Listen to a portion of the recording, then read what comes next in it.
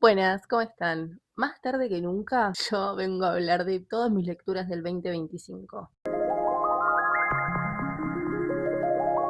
Nada, se hizo desear, pero bueno, acá estoy. Voy a hablar de todos los libros que leí en el 2025. Los dividí en secciones.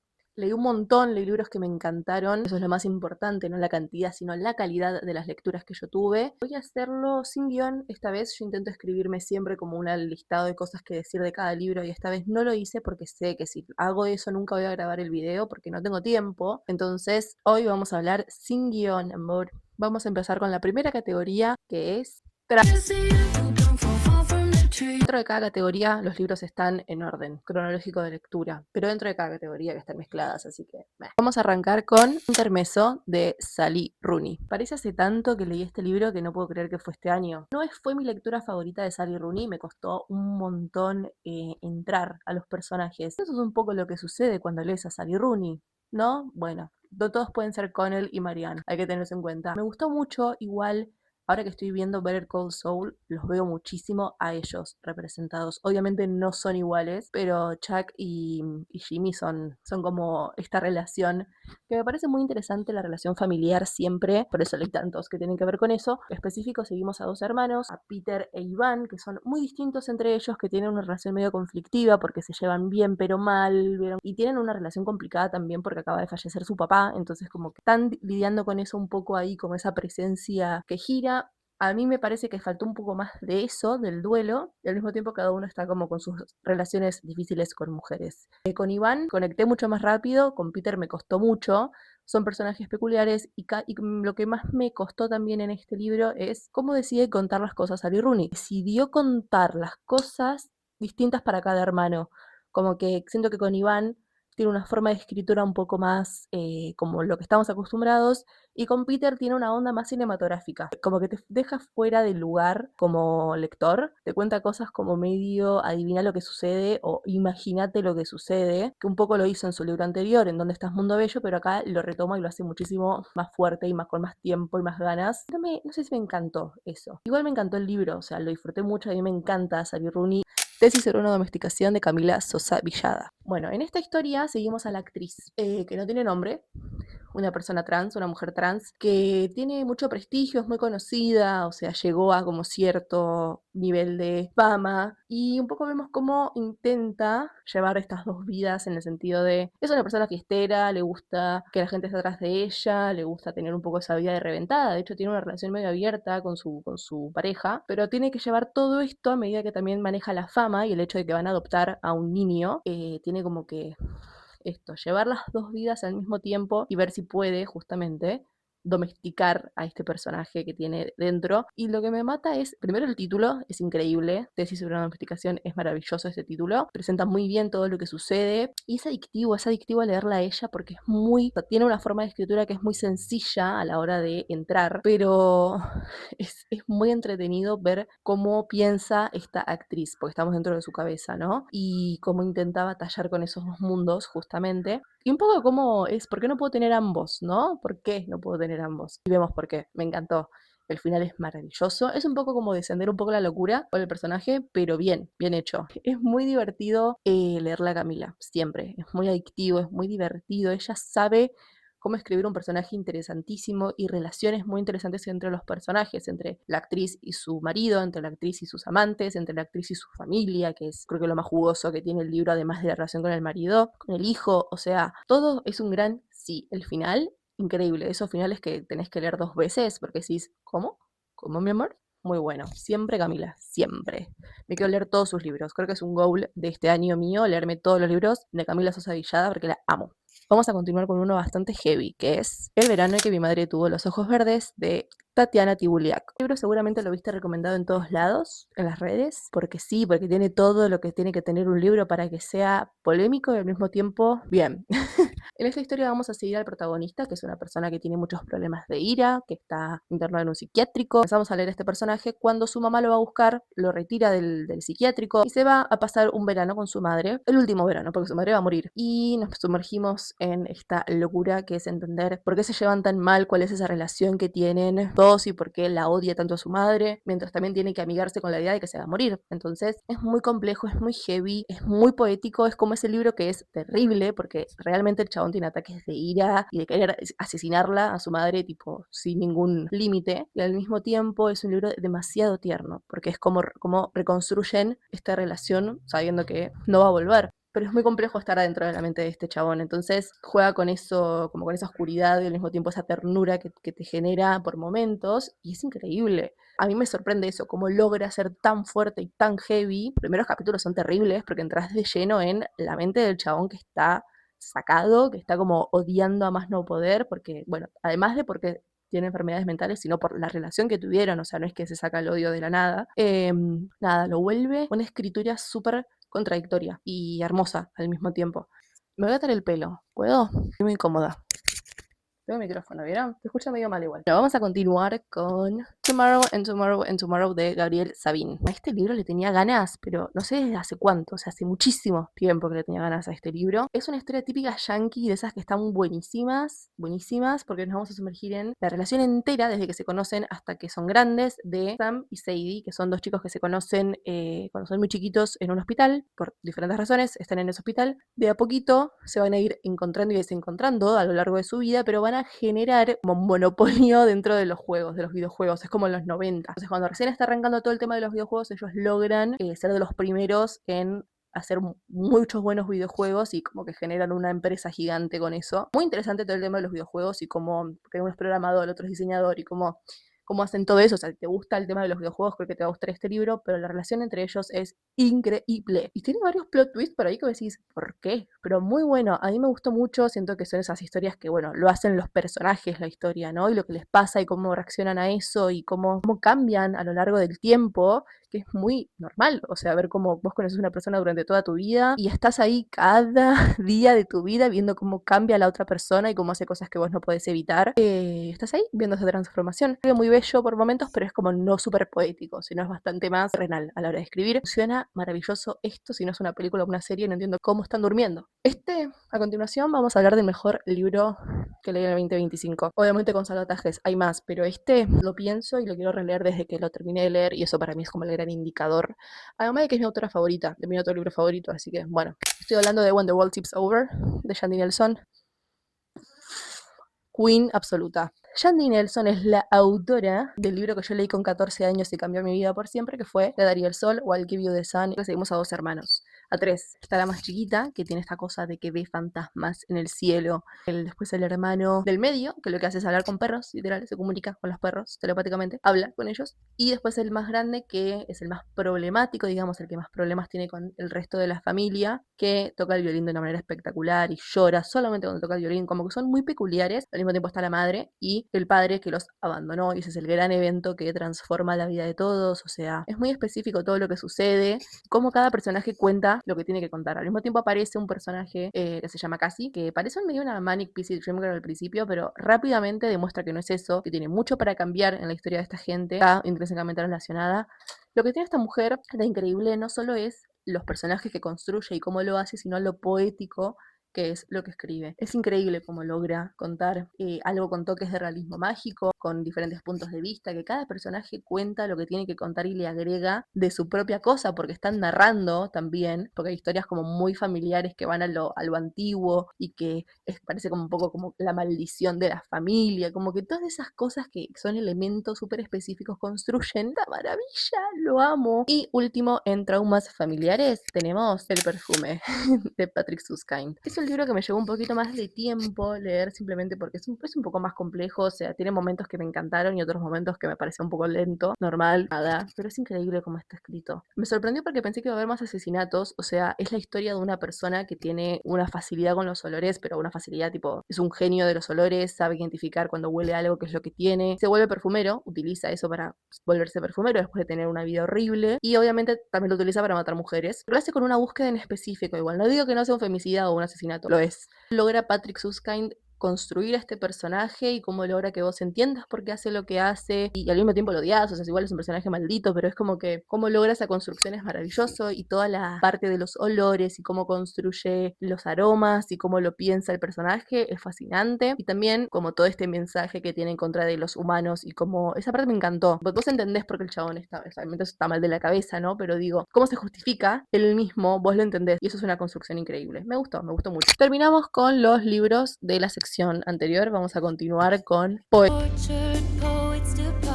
Empecé el año terminando, porque en realidad lo estaba leyendo también en 2024, la poesía completa de Idea Vilariño. ¿No la conocen a Idea Vilariño? ¿Cómo te vas a llamar? Idea, no sé, era una poeta uruguaya. Si no conocen la historia tortuosa de amor de esta mujer con Onetti, muy bien por vos.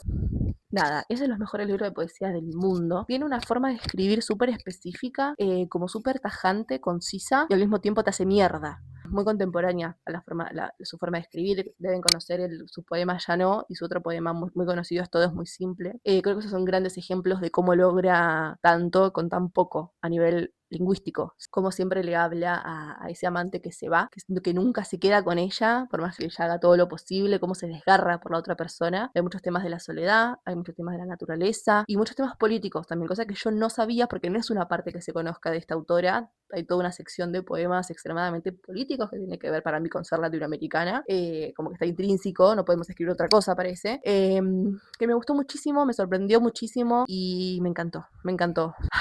Qué mujer, la recomiendo muchísimo. Si quieren escuchar sus poemas narrados por ella, está en YouTube con esa voz tan específica que tenía.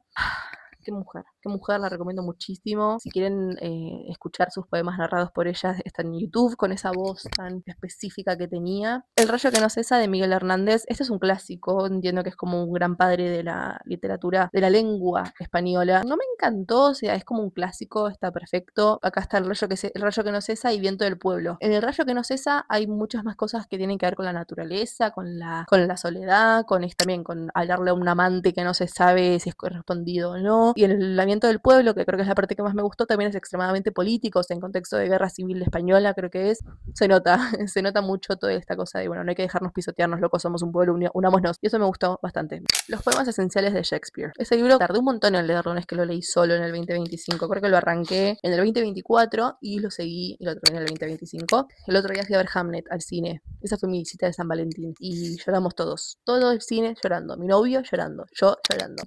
¿Qué cosa el cine? ¿Qué cosa las historias? Yo sé que Hamlet es ficcional, hay muchos elementos reales, históricamente reales en esa película, pero me cambió mucho la perspectiva.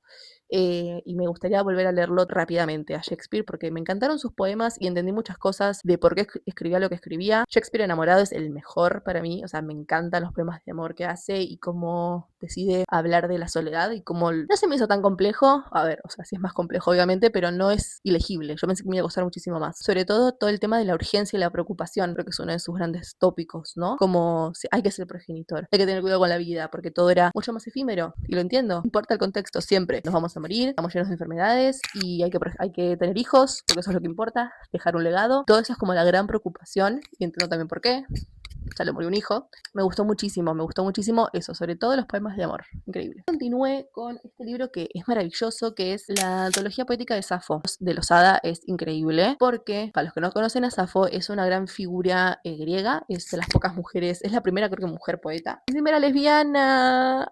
Lo interesante de esta mujer es que se sabe muy poco realmente de ella. Solo se sabe que se llamaba Safo, que escribía y que era, no mucho más, o sea, se supone que era lesbiana, aunque claramente lo era. Son todas cosas que se suponen, llegó muy poca de su poesía completa, son todos pergaminos muy rotos o piedras rotas, y nada, es un personaje por el cual se conoce a las lesbianas como sáficas, es por ella, o sea, ese es el nivel de icónica, ¿ok? El libro está muy bueno, mi única queja con este libro es que hay muy poco poema de ella, voy a leer quién llevó a cabo este libro porque es muy importante, de Pablo Imberg. Entonces, hay muchísimo contexto que me encantó, o sea, yo lo quería tener ese contexto, pero me faltaron más poemas, como que estoy para comprarme una colección de poemas de ella y vagar con mi interpretación y con mis sentimientos y que no me expliquen todo, pero me encantó, o sea, es lo que quería con este libro. Hay una introducción en este libro que cuenta absolutamente todo sobre Safo, o sea, qué es lo que realmente se conoce, qué es lo que se supone, qué es lo que llegó realmente de sus poemas, por qué, bla, bla, bla, bla. Es muy específico también la traducción, la hace la misma persona, entonces te cuenta por qué decide traducir ciertas cosas de una forma y no de otra. Eso a mí me encanta, me parece increíble todo el tema de la traducción, me encantó todo leerme y meterme en ese mundo me encantó. Me faltaron más poemas de Safo, tengo más que decir de los comentarios y de toda esa parte histórica que de los poemas en sí, porque realmente no recuerdo mucho ninguno. Esto es un poema de Safo. Todos esos puntos, esas líneas punteadas, cosas así, son poemas y cada uno tiene su código. Significa que se perdió el verso o que él decide, este mismo persona decide no tomar el verso traducido de una persona porque parece inventado, como que todo eso es lo difícil igual justamente de tratar de hablar de una persona de la cual no hay registro histórico real, o muy poco. Recomiendo mucho la edición para entrar, quiero leer un libro solo de poemas igual. Este libro en sí no es de poemas, pero es extremadamente poético, entonces me pareció bien meterlo acá. Las olas de Virginia Woolf. Este libro ha cambiado un poco mi vida, por eso hice un video ensayo que está antes que este, que es sobre leer libros complejos, es por este libro. En este libro nos vamos a sumergir en la vida de un grupo de amigos, desde que están en el secundario hasta que se van de vacaciones, cada uno por su casa, empiezan la adultez, van a la universidad, empiezan la adultez, o sea, se reciben de la universidad, todo ese sistema, todo ese momento complejo del crecimiento, seguimos esa vida. La particularidad de este libro es que todo es un fluir de la conciencia de estos personajes. Está como forma de diálogo, pero en realidad son pensamientos, a veces son diálogos, pero no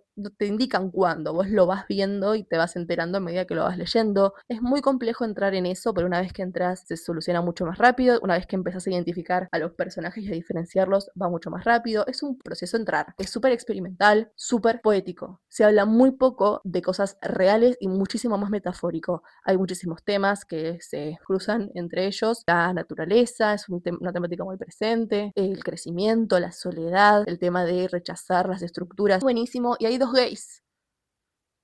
She did that. Nada, lo recomiendo muchísimo que se tomen su tiempo, yo lo disfruté un montón, yo recuerdo que tardé un montón en leerlo, pero aún así fue increíble y lo disfruté muchísimo. Un libro que cambió mi vida también. La antología poética de Olga Orozco. Leí el primer poema y dije, qué raro. Ese primer poema, genialidad, tras genialidad, tras genialidad, tras genialidad. Me fascina cómo habla de ella misma, cómo habla de las mujeres de su familia, o sea, sus temáticas me encantan, cómo habla de su cuerpo, cómo habla del esoterismo en sí, cómo habla de la magia, todos esos elementos, como la magia, el esoterismo, la relación con las mujeres, que están en todos los poemas que ella escribe. Además del amor, por supuesto. El amor siempre será para mí los mejores poemas del mundo, de todo el mundo. Ella en específico, cómo habla de las mujeres, su mamá es una cosa súper parecida en todos sus poemas, le habla muchísimo a ella, cómo habla de la magia, cómo habla de esta cosa oscura que está presente en todos sus poemas, es increíble. Yo compré el libro de su poesía completa, era una bruja increíble, y le digo que es bruja porque realmente era bruja. Vamos a pasar a la siguiente sección del libro, que es Venga. Estos 3 libros que voy a hablar en esta sección también son los mejores libros que leí en el año. Primero, Letters to a Young Poet de Rainer Maria Rilke. Compré en esta edición en inglés simplemente porque estaba extremadamente barato. Me lo quiero leer en español pronto. Vamos a seguir a un estudiante que va a la misma universidad a la que fue Rilke, se lo dice un profesor, entonces no sé cómo llega al correo de Rilke y le empieza a mandar cartas. Es como si vos le mandases emails a Pizarnik, ¿me entendés? Y él le empieza a responder estas cartas y solo leemos esas respuestas que le tira Rilke a esta persona que no sabemos quién es. Y un poco te está hablando a vos, y te está hablando a mí, me está hablando a todo el mundo, que lo lea. Y eso es lo maravilloso. Yo le recomiendo este libro a cualquier persona que le guste escribir, que le guste crear, que sea un creativo de alguna forma, que tenga dudas sobre la vocación, sobre si realmente, que igual siempre tenemos dudas sobre todo, mira si no vas a tener dudas sobre eso, porque es maravilloso poder leer que te está hablando a vos, te está respondiendo a vos. También se construye una pequeña historia, porque vos empezás leyendo cómo le respondes, si realmente es una vocación para él o no escribir, que es una respuesta que Rilke no le puede dar en realidad. Y hay un final que también para mí es como demoledor, pero es bien precioso cómo le escribe Rilke y todo lo que le dice. Libros sobre escribir y sobre la vocación y sobre qué significa crear, eso es increíble. Nada, lo recomiendo plenamente, por favor léanlo. Creo que es un libro que todo el mundo debería tener en su biblioteca. Otro librito chiquito pero poderoso, Poesía estructurada de Cecilia Pau. Sé que es una poeta, es la madre de Turro Baby, a quien le sirva ese dato.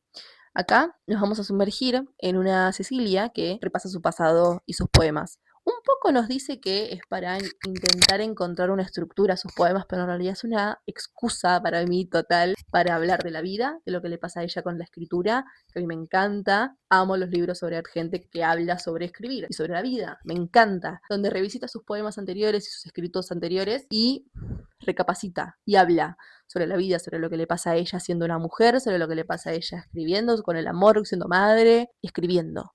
Y cómo le salvó la vida escribir y cómo nunca va a dejar de escribir, y eso a mí me encanta. El último de esa sección también es uno de mis libros favoritos del mundo, que me tocó el corazón de una manera que yo no entiendo cómo, que es A Month in Siena, de Hisham Matar. La realidad es que es un libro que yo me compré en Siena, que es una ciudad muy particular de Italia, porque es una ciudad como cualquier otra, pero hay una parte que está amurallada, que es como la parte vieja, que es increíble. Vos entrás y de repente estás en el medievo, todos paredones de piedra, y es muy específico.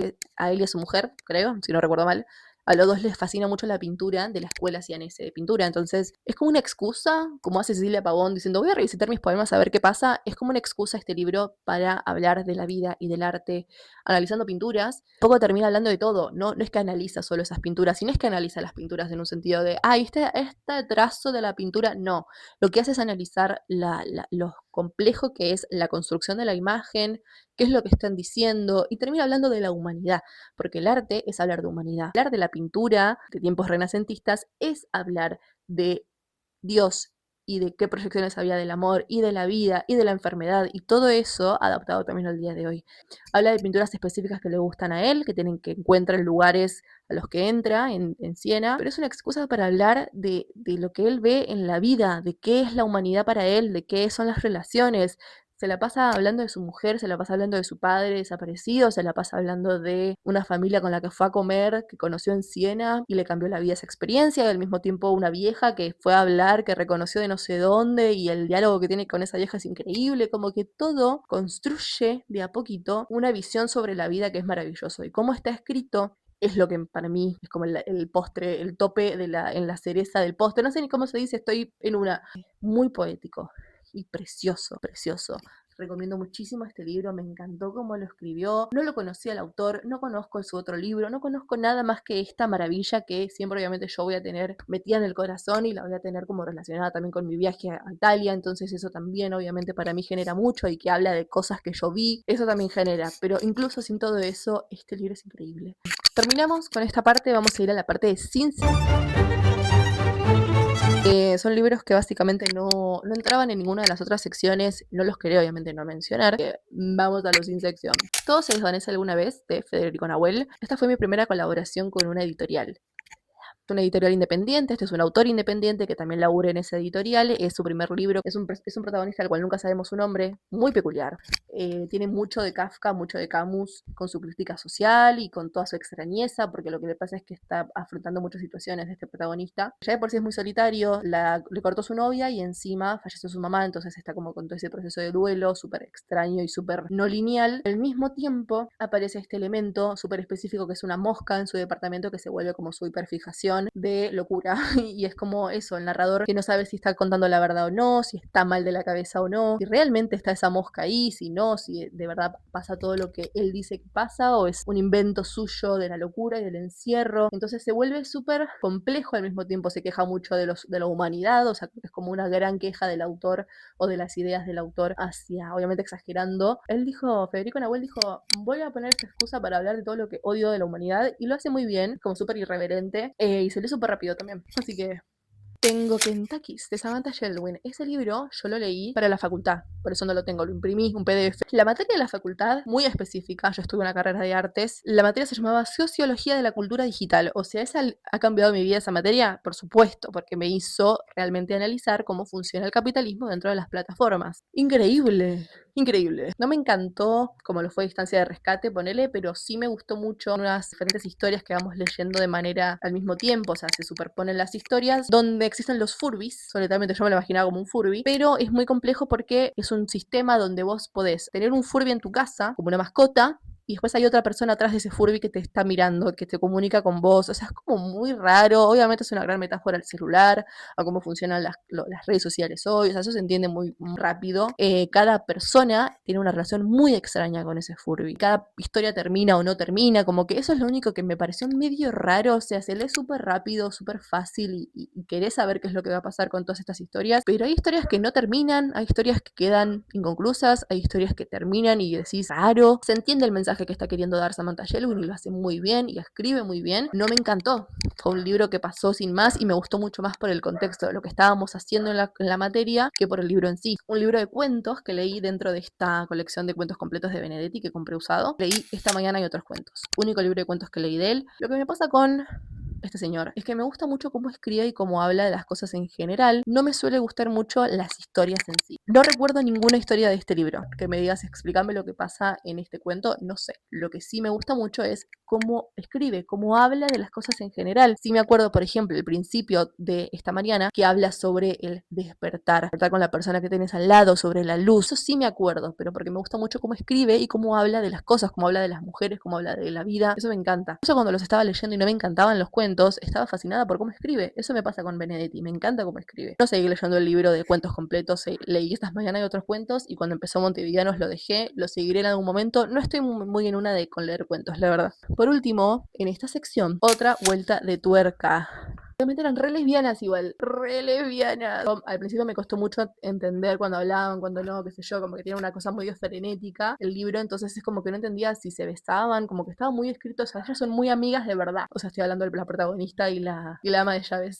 Bueno, si no vieron Bly Manor, porque eso es un buen resumen de lo que sucede, conocemos la historia contada por otra persona de una institutriz que va a la casa de unos chicos muy peculiares y pasan cosas medio raras. La verdad que el libro está buenísimo, me encantó, yo pensé que me iba a aburrir un poquito más y me encantó, quería terminar, quería saber lo que iba a pasar porque yo vi Bly Manor, es la gran inspiración de Bly Manor. Había tantas diferencias, obviamente, que yo dije, che, ¿qué es lo que me van a hacer? Y hay un montón de diferencias. La base es esto, después Bly Manor se va a la mierda. Me encantó, súper frenética, amé que la protagonista sea el gran, se le puede confiar lo que está diciendo o no, o sea, está loca, no, pasó, no.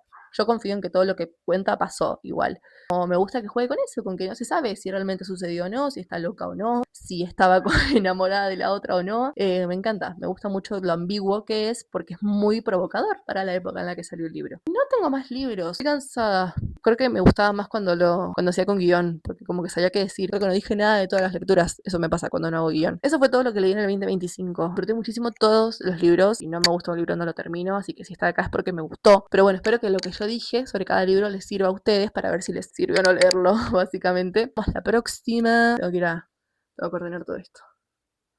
Nada, espero que les haya gustado. Nos vemos la próxima. Bye.